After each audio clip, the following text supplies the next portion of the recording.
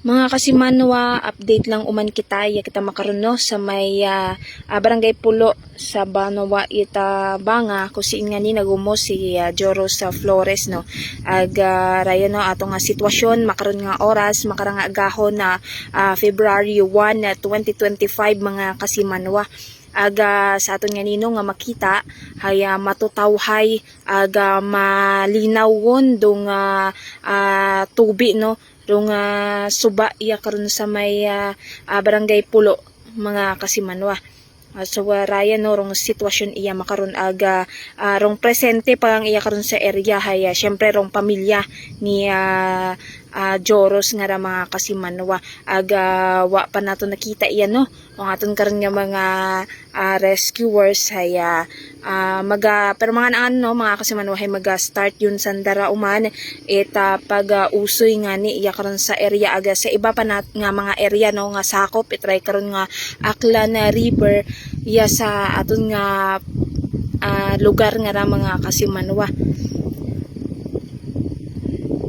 Sa pilang adlawon man nung anda karon nga pag ilinusoy hay haagtunan yun man nandaro sa may dikato banda nga parte mga kasimanwa iya karon no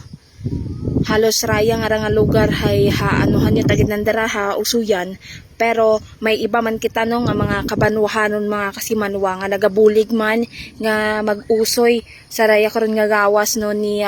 kasimanwang Joros Flores nga ra nga ni ro iba man naton nga kabanwahanon hay sigidas man ro anda karon nga operasyon no sa raya karon nga search and rescue mga kasimanwa. Nga ni kabay pa nga makarang adlaw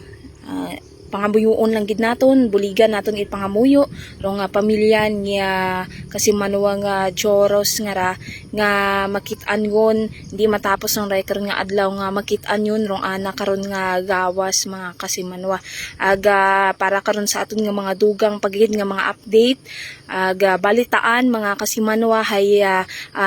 tutok gid kamo abang gid kamo sa aton karon nga Facebook page para man sa mga kung alin pa mga nagakatabo makaron nga adlaw no sa raya karon nga operasyon aton karon nga mga otoridad mga rescuers sa pag-usoy nga ni sa gawas ni kasimanwa nga Joros Flores mga kasimanwa. So sa makaron raya ang anay ro aton nga update maghalin niya karon sa aton nga area of responsibility sa kay patrol with kasimanwang Jerome Lastimosa para sa patas sagmay tigipusoong pagpanerbisyo publiko. Ako si kasimanwang Jeneline Ganot Energy FM Kalibo kasimanwa ko palangga ko.